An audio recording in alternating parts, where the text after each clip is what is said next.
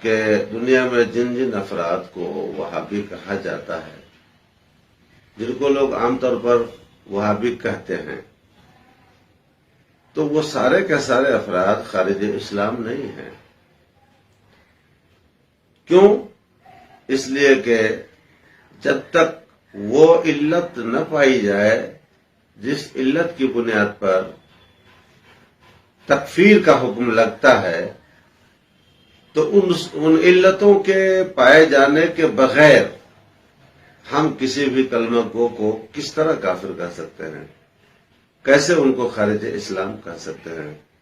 جب تک کہ کفر کی باتیں ان کے اندر نہیں پائی جائیں،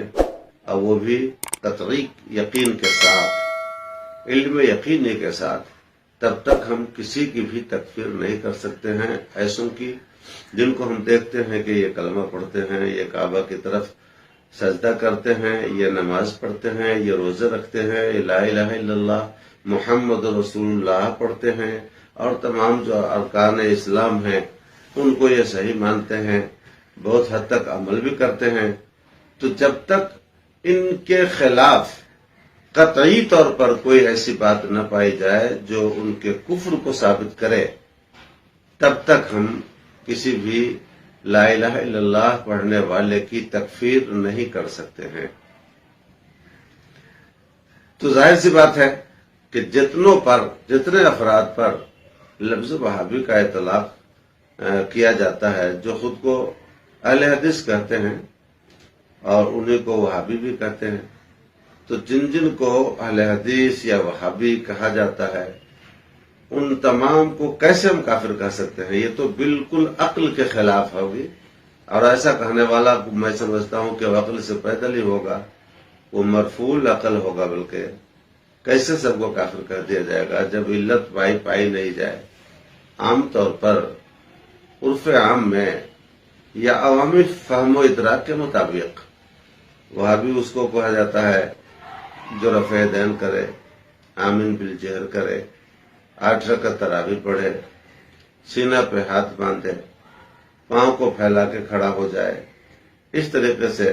مزارات اولیاء کرام پہ نہ جائے، اور دیگر جو مراسم ہیں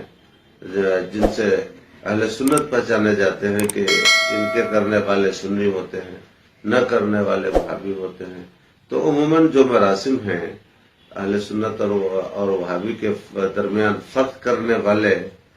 انہی کی بنیاد پر، وہی ظاہری علامتوں کی بنیاد پر عام طور پر وہابی کو وہابی کہا جاتا ہے، یا وہابی خود کو وہابی اسی لیے کہتا ہے۔ عموماً ایسا ہی ہوتا ہے۔ انہیں کیا پتا کہ ان کا پیشوا، ان کا مقتدا، جن مقتدا کو دنیا سے گزرے ہوئے کسی کو 100 سال، کسی کو 125 سال، کسی کو 150 سال گزر گئے، ان کے کیا کفری عقائد تھے، کیا کفری نظریات تھے، ان کو کیا پتا؟ ان کو تو دین کی ضروری باتیں بھی معلوم نہیں ہیں، یہ تو ضروریات دین پر بھی مطلع نہیں ہے، ان کو پتہ ہی نہیں ہے کہ نماز پڑھی جاتی ہے کیسے،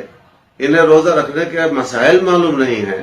دین کے ضروری مسائل ان کو پتہ نہیں ہیں، تو بھلا یہ 100 سال، 125 سال، 150 سال پہلے گزرے ہوئے لوگوں کے احوال، اور خاص کر کے وہ کفری معاملات، کفری اقوال، انہیں کدھر سے معلوم ہو جائیں گے؟ اور جب معلوم نہیں ہے تو کیسے آپ ان کو کہہ دیجیے گا؟ کس جرم کی سزا دیجیے گا کافر کہہ کے؟ بھائی وہ کون سا جرم کر لیا کہ آپ ان کو کافر کہیں گے؟ تو یہ بالکل احمقانہ اقدام ہوگا کہ آپ کسی کو سمجھیں بھی نہیں کہ ان کے اندر کفری باتیں ہیں کیا کیا، اور آپ ان کو صرف لفظ وہابی سن کر کے وہابی کافر کہہ دیجئے۔ یہ تو پاگل پنا ہوگا۔ صرف لفظ وہابی سنا اور کافر کہہ دو آپ، ایسا ہرگز نہیں ہو سکتا، اور اس طرح کا حکم کسی کتاب سے ثابت بھی نہیں ہے، نہ کسی حدیث میں اس کا مفہوم نکلے گا، اور نہ فقہ کی کتابوں سے اس طرح کا مفہوم ظاہر ہوگا، اور نہ ہمارے جو اکابر اہل سنت ہیں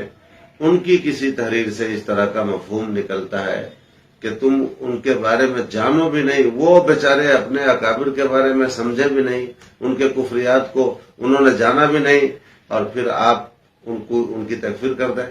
کہ تم وہابی ہو، تمہارا پیشوا فلاں تھا فلاں تھا فلاں تھا۔ ارے یہ اپنے باپ کے بارے میں ٹھیک سے نہیں جان پاتا ہے، یہ اپنے وہ 100 سال پہلے یا 125 سال پہلے یا 150 سال پہلے جو لوگ جا چکے ہیں ان کے بارے میں کیا جانے کہ وہ کیا تھے، ان کی زندگی ان کو معلوم نہیں، چاہے کہ ان کے اقوال کفریہ ان کو معلوم ہو، پھر اس کے بغیر کیسے آپ تکفیر کر سکتے ہیں؟ تو حضرت شیخ الاسلام کا جواب بالکل صحیح ہے، اس میں کسی طرح کا کوئی رد و بدل نہیں ہے۔ ہاں جملے مختصر ہیں تو ان کی تفصیل کی جا سکتی ہے، ان کی تشریح کی جا سکتی ہے، لیکن یہ کوئی کہے کہ وہ جواب غلط ہے تو یہ غلط کہنا غلط ہوگا۔